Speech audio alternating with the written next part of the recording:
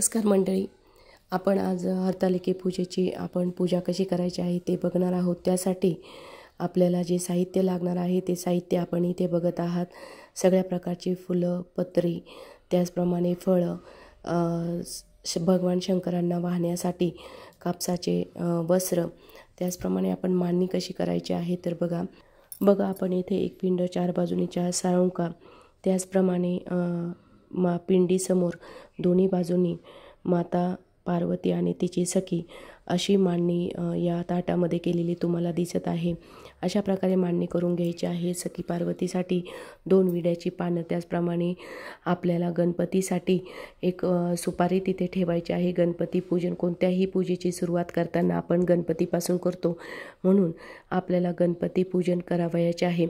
प्रथमतः सगळी पूजेची मांडणी केल्यानंतर आपल्याला आपला संकल्प सोडायचा आहे। संकल्प म्हणजे दरवर्षी नियमाप्रमाणे मी हरतालिका पूजन करत आहे असा हातात पाणी घेऊन, अक्षता घेऊन संकल्प सोडायचा आहे। आपल्या पतीच्या अखंड सौभाग्यासाठी हे मी व्रत करत आहे।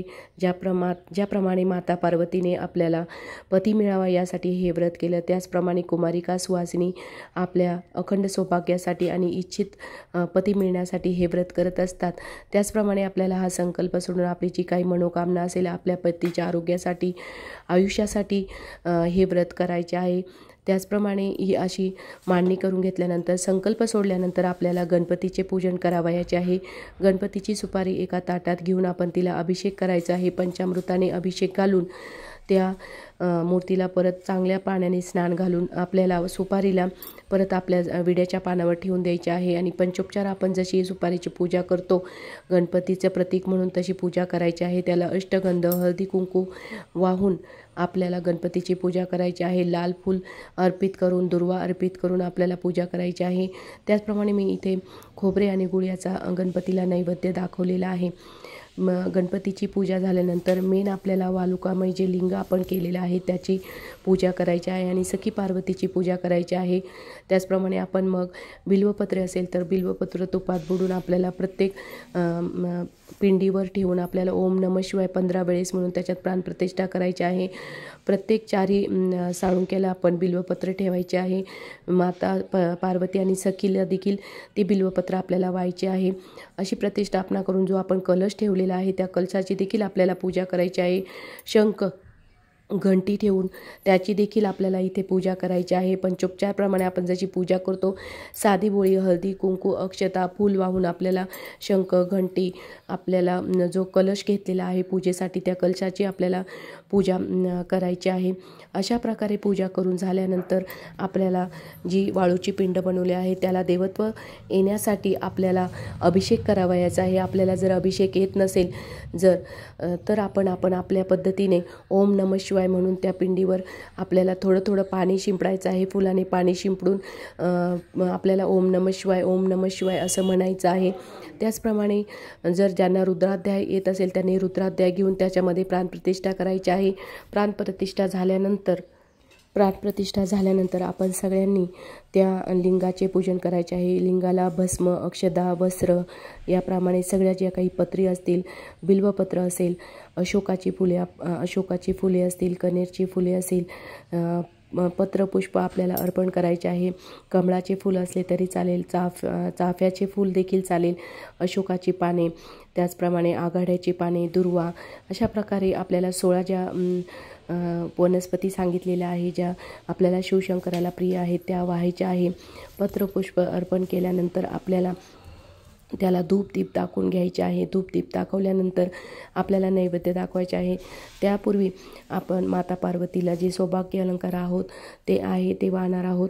मी इथे माझे सोन्याचे अलंकार आहेत, मी 2 पळ्या केलेल्या आहेत। त्याचप्रमाणे नथ, बांगड्या, जोडवे, विरोधे यासारखे अलंकार मी इथे माता पार्वतीला वाहिलेले आहेत।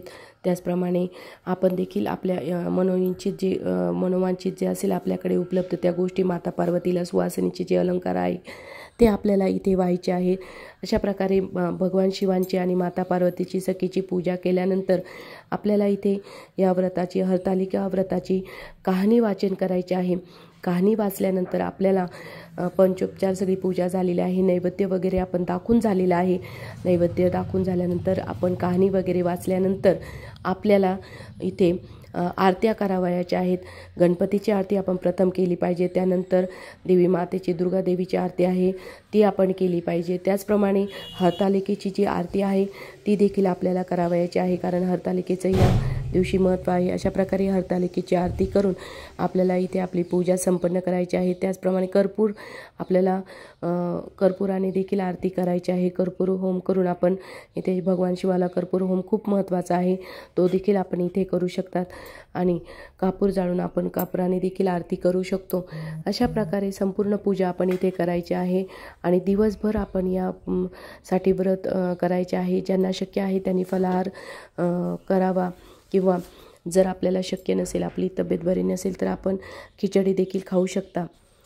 अशा प्रकारे आपण संपूर्ण यथासांग साधी भोळी अशी पूजा तुम्हाला माहिती दिली आहे. आपल्याला जसं जमेल, आपल्या श्रद्धेने आपल्याला जसं जमेल तशी आपण पूजा करून आपण शेवटी शिवशंकरांची माफी मागायची आहे. पूजेमध्ये जर काही चुकलं बुकलं असेल तर आम्हाला माफ कर, आमच्या सौभाग्याला अखंड असू दे, सौभाग्य अखंड असू दे, सौभाग्यामध्ये माझ्या वृद्धी होऊ दे, सौभाग्याला आरोग्य मिळू दे, आम्ही कुटुंब सहपरिवार सुखात असू दे, अशी प्रार्थना करून भगवान शिवाची येथे पूजा संपन्न करायची आहे. दिवसभर आपण उपवास करून रात्री जागरण करण्याची पद्धत आहे. ज्याप्रमाणे आपल्याला शक्य होईल तशी पूजा करून आपण आपली मनोवांछित कामना पूर्ण करू शकता. अशा प्रकारे ते साधी भोळी पूजा मी तुम्हाला सांगितली आहे. पूजा आवडली असेल, तुम्हाला व्हिडिओ आवडला असेल, माहितीपूर्ण वाटला असेल, नक्की चॅनलला लाईक करा, शेअर करा आणि सबस्क्राईब करा. श्री स्वामी समर्थ.